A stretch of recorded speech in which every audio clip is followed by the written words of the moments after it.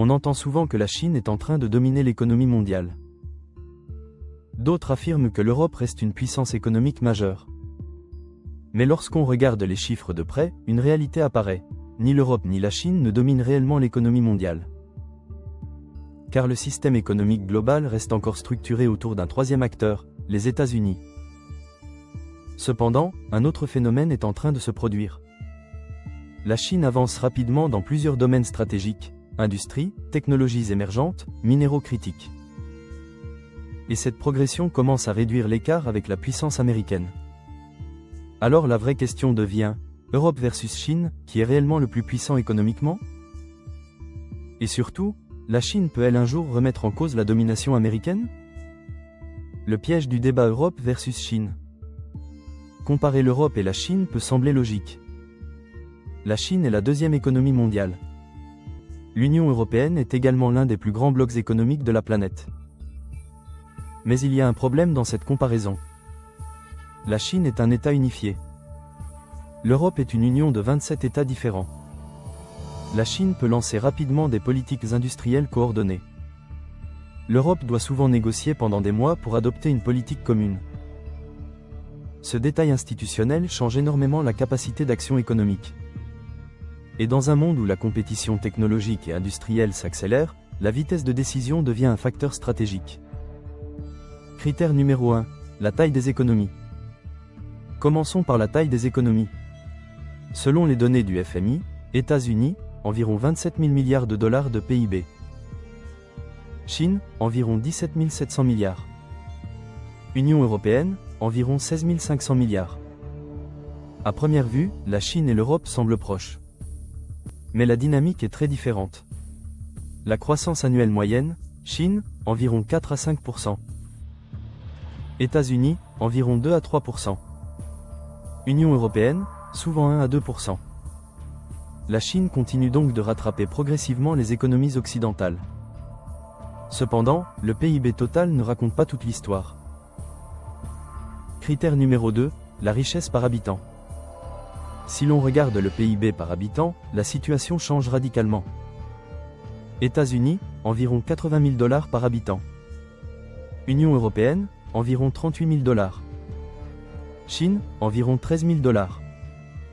Autrement dit, l'Europe reste beaucoup plus riche que la Chine. La Chine possède une économie gigantesque, mais elle reste encore un pays beaucoup moins riche par habitant. Cela signifie que son marché intérieur possède encore un potentiel de croissance immense.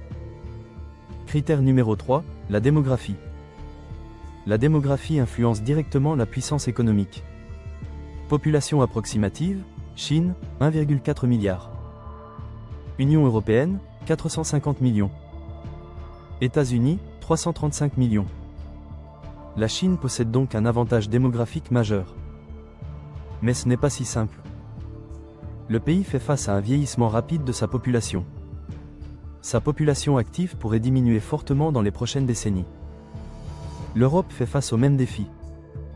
Les États-Unis, eux, disposent d'un avantage démographique relatif grâce à l'immigration. Critère numéro 4, la puissance industrielle. Là où la Chine domine clairement aujourd'hui, c'est l'industrie. Selon les données des Nations Unies, Chine, environ 31% de la production manufacturière mondiale. États-Unis, environ 16%. Union européenne, environ 15%. Autrement dit, la Chine produit presque autant que les États-Unis et l'Europe réunis. Dans certains secteurs, la domination chinoise est spectaculaire. Panneaux solaires, plus 75% de la production mondiale. Batteries pour véhicules électriques, environ 70%. Acier, plus de 50% de la production mondiale. La Chine est devenue l'usine du monde. Et cette puissance industrielle constitue l'un de ses plus grands leviers économiques. Critère numéro 5, le commerce mondial. Cette puissance industrielle se reflète dans le commerce mondial. La Chine est aujourd'hui le premier exportateur de marchandises au monde. Ses exportations dépassent 3 400 milliards de dollars par an. L'Union européenne reste également un acteur majeur avec environ 2 600 milliards d'exportations. Les États-Unis exportent moins de biens industriels, mais dominent un autre domaine, les services. Finance, technologie, logiciels, divertissement. Autrement dit, Chine, usine du monde. Europe, exportations industrielles avancées. États-Unis, services et technologies. Critère numéro 6, la monnaie mondiale. Mais le véritable cœur du pouvoir économique mondial se trouve ailleurs, la monnaie. Aujourd'hui, le système financier international reste dominé par le dollar. Selon le FMI, 58% des réserves de change mondiales sont en dollars. En comparaison, euro, environ 20%. Yuan, environ 3%. Le dollar est également impliqué dans près de 88% des transactions sur le marché mondial des changes. La plupart des matières premières sont facturées en dollars. Cela signifie que même lorsque deux pays commercent entre eux, le dollar reste souvent la monnaie utilisée. Critère numéro 7, la finance mondiale. Les États-Unis dominent également les marchés financiers. Les principales bourses mondiales sont américaines. New York Stock Exchange. Nasdaq. Les entreprises américaines représentent environ 60% de la capitalisation boursière mondiale. Les investisseurs du monde entier continuent d'acheter des actifs américains. Cette situation donne aux États-Unis un avantage financier immense. Critère numéro 8, la technologie et l'IA. La technologie constitue aujourd'hui l'un des principaux champs de rivalité mondiale. Les États-Unis dominent largement les grandes plateformes numériques. Mais la Chine progresse rapidement dans les technologies émergentes.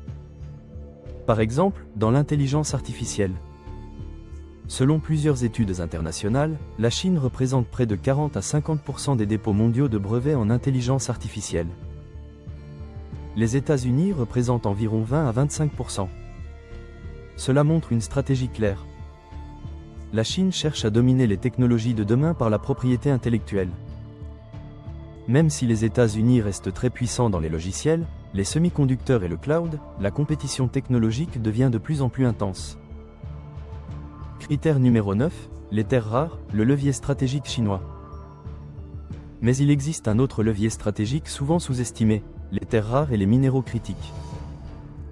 Ces matériaux sont indispensables pour fabriquer batteries, éoliennes, smartphones, missiles, radars, véhicules électriques. Aujourd'hui, la Chine produit environ 60% des terres rares mondiales. Mais surtout près de 85 à 90% du raffinage mondial. Même lorsque les minerais sont extraits ailleurs, ils sont souvent transformés en Chine. Cela donne à Pékin un levier stratégique majeur sur certaines chaînes industrielles mondiales.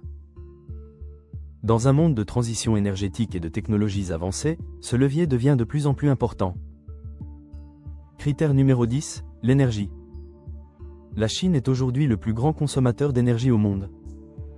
Elle représente environ 30% de la consommation mondiale d'énergie.